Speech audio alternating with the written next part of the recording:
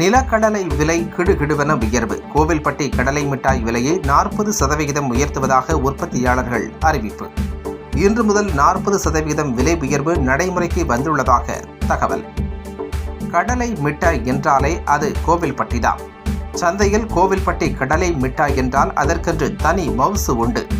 அதிலும் புவிசார் குறியீடு கிடைக்கப்பெற்ற பின்னர் வெளி மாநிலங்கள், வெளிநாடுகள் என கோவில்பட்டி கடலை மிட்டாய் விற்பனை அதிகரித்துள்ளது.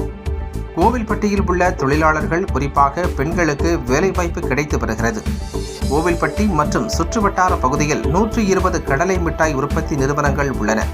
இதில் நேரடியாக மற்றும் மறைமுகமாக என 20,000க்கும் மேற்பட்ட தொழிலாளர்கள் பணியாற்றி வருகின்றனர். இந்த கடலை மிட்டாய்க்கு மிகவும் முக்கியமான மூலப்பொருள் நிலக்கடலை தான். சமீப காலமாக நிலக்கடலையின் விலை கடுமையாக உயர்ந்து வருகிறது. கடந்த சில மாதங்களுக்கு முன்பு வரை 80 கிலோ எடை கொண்ட நிலக்கடலை மூட்டை 8,000 ரூபாய்க்கு விற்பனை செய்யப்பட்டு வந்த நிலையில் தற்போது 6,500 ரூபாய் உயர்ந்து 14,500 ரூபாயாக விற்பனையாவதால் கடலை மிட்டாய் உற்பத்தி செலவு அதிகரித்துள்ளது. இதனை சமாளிக்கும் வகையில் கடலை மிட்டாய் விலையை 40% உயர்த்த கடலை மிட்டாய் உற்பத்தியாளர்கள் முடிவு செய்துள்ளனர். கோவில்பட்டி கடலை மிட்டாய் உற்பத்தியாளர்கள் மற்றும் விற்பனையாளர்கள் நலசங்கத்தின் ஆலோசனை கூட்டம் அதன் தலைவர் கார்த்திக் தலைமையில் நடைபெற்றது. இதில் விலையை உயர்த்த முடிவு எடுக்கப்பட்டுள்ளது. தற்போது 1 கிலோ கடலை மிட்டாய் 1 கிலோ 160 ரூபாய் முதல் 180 ரூபாய் என மொத்த விலைக்கு விற்பனை செய்யப்படும் நிலையில் 40% உயர்வினால் இனி 220 ரூபாய் வரை விற்பனை செய்யப்படும்.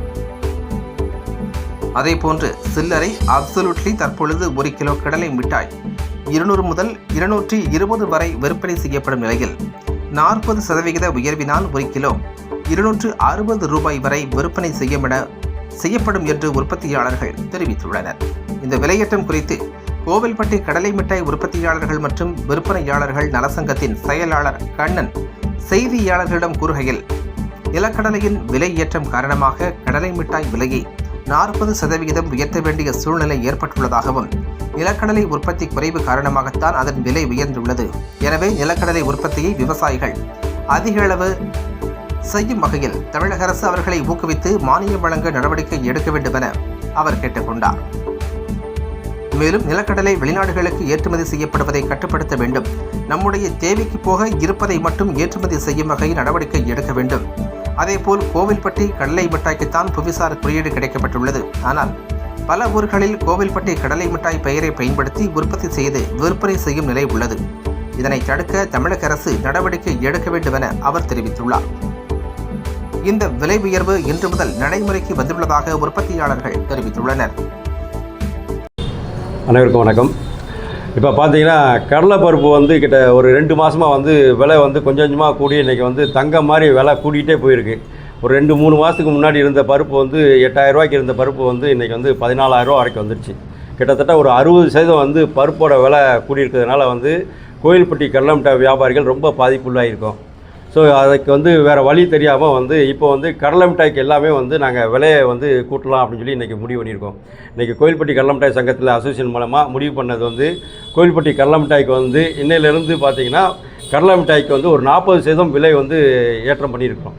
இந்த விலையேற்றம் வந்து மக்களுக்கு பெரிய பாதிப்பு தான். இருந்தாலும் வந்து பருப்பு வந்து எங்கேயுமே இல்லை, பருப்போட விலையும் அதிகம் அப்படிங்கிறதுனால வந்து நாங்கள் இந்த விலையேற்றத்தை வந்து இன்னிலேருந்து அறிவிச்சிருக்கிறோம். இது வந்து ஏன்னா நாங்கள் வந்து தயார் பண்ணாமல் இருந்தோம் அப்படின்னா வந்து எங்களை நம்பி இருக்கக்கூடிய வேலையாட்களுக்கு ரொம்ப பாதிப்பாக இருக்கும். ஸோ அவங்களோட நலன், எங்களோட நலன் எல்லாத்தையுமே கருத்தில் கொண்டு இன்று முதல் வந்து கடலை மிட்டாய்க்கு வந்து ஒரு 40% வந்து விலை ஏற்றம் பண்ணலான்னு சொல்லி முடிவு பண்ணியிருக்கோம். அனைவரும் வந்து இதுக்கு வந்து ஒத்துழைப்பு கொடுக்கணும்னு நாங்கள் கேட்டுக்கிறோம்.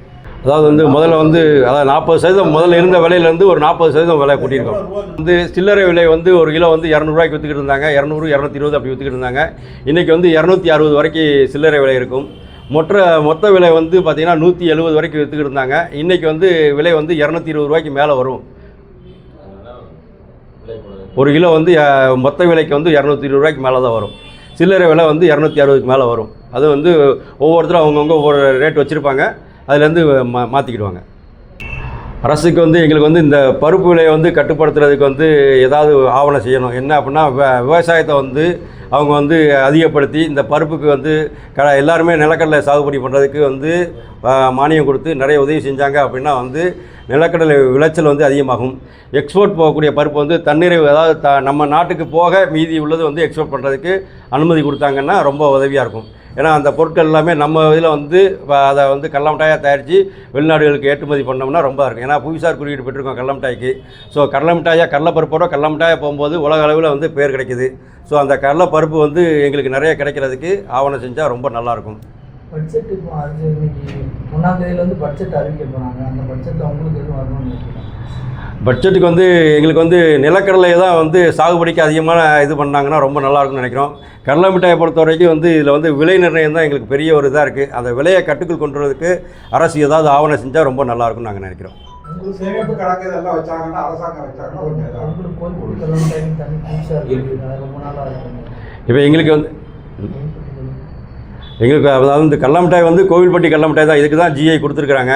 இப்போ எங்களுக்கு வந்து கவர்மெண்ட்லேருந்து நிறைய இது என்ன பண்ணுறோன்னா, கோவில்பட்டி கடல மிட்டாய்ங்கிறது வந்து தமிழ்நாடு ஃபுல்லாக பார்த்திங்கன்னா எல்லா ஊர்கள்லேயும் வந்து கோவில்பட்டிங்கிற நேமை போட்டு பயன்படுத்திகிட்டு இருக்காங்க. அதை தடுக்கிறதுக்கு வந்து கவர்மெண்ட் வந்து ஏதாவது ஒரு உதவி செஞ்சாங்கன்னா ரொம்ப நல்லாயிருக்கும்னு நாங்கள் நினைக்கிறோம். ஏன்னா கோவில்பட்டியில் தயாரிக்கிறது மட்டும்தான் கோவில்பட்டி கடல மிட்டாய் நாங்கள் போடணும்னு சொல்லியிருக்கிறோம். அதுதான் போட முடியும். சட்டப்படி அவங்க பண்ணுறது தவறு. அதை வந்து நாங்கள் நேரடியாக பண்ணுறதுக்கு கவர்மெண்ட்டே ஒரு ஆணை கொடுத்தாங்கன்னா அது ரொம்ப உதவியாக இருக்கும். என்னோடய பேர் கண்ணன், கோவில்பட்டி கடல மிட்டாய் அசோசியேஷனோட செக்ரட்டரி.